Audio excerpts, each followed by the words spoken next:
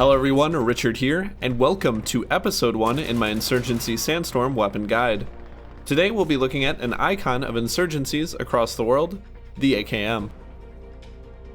The AKM, or Modernizirovanny Automat Kalashnikova, is a Russian assault rifle and the unofficial poster child for second and third world militaries. Despite their similar appearance, most weapons that are commonly identified as the AK-47 are in fact AKMs. The AKM featured several improvements over the 47, including simpler manufacturing processes, reduced weight, and increased automatic firing accuracy.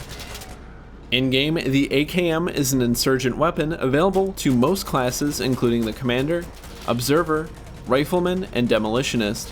It is also a very inexpensive weapon, costing 2 or 3 equipment points, making it ideal for an equipment-focused build.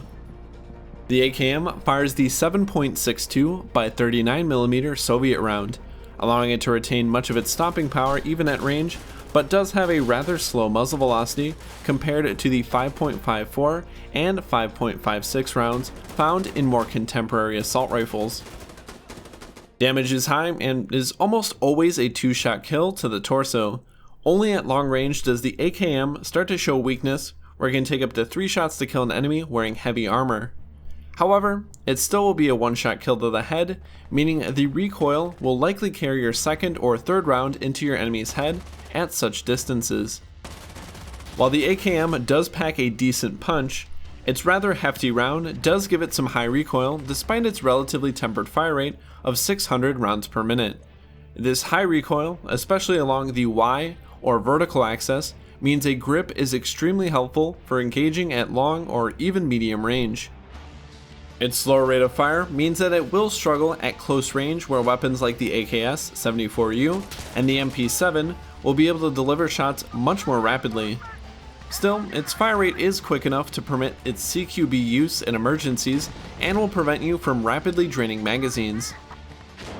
The AKM favors more deliberate playstyles while being much more agile than DMR and machine gun users. Try and plan engagements around predictable interception points, and always be ready to engage if a target of opportunity appears. Like many assault rifles, the AKM will come with 3 magazines with no carrier, 5 with a light carrier, and 7 with a heavy carrier. Despite its heavy recoil making it much easier to miss your mark, its high damage and moderate fire rate ultimately improve its ammo economy. Reload speeds are relatively quick as well, with most reloads taking 1.9 seconds and quick reloads taking roughly 1 second to complete. Fully clearing the weapon and drum mags will slightly increase reload times, as it will take time to charge the weapon and/or maneuver the heavier and more clumsy magazines. Typical of most modern assault rifles, the standard magazine capacity is 30 rounds, with the option to use 35-round extended magazines and 50-round drum magazines.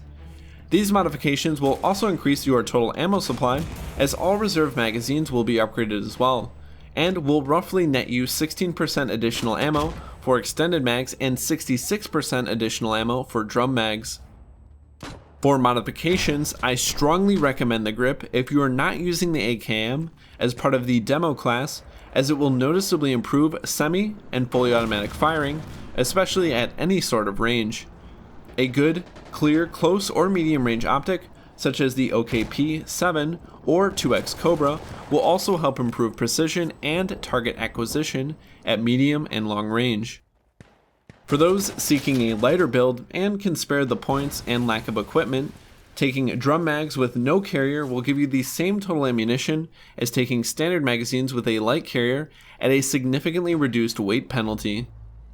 Demos in most cases would be wise to take advantage of the GP25 underslung grenade launcher, as it allows you to quickly deal with technicals or enemies hiding in cover and windows.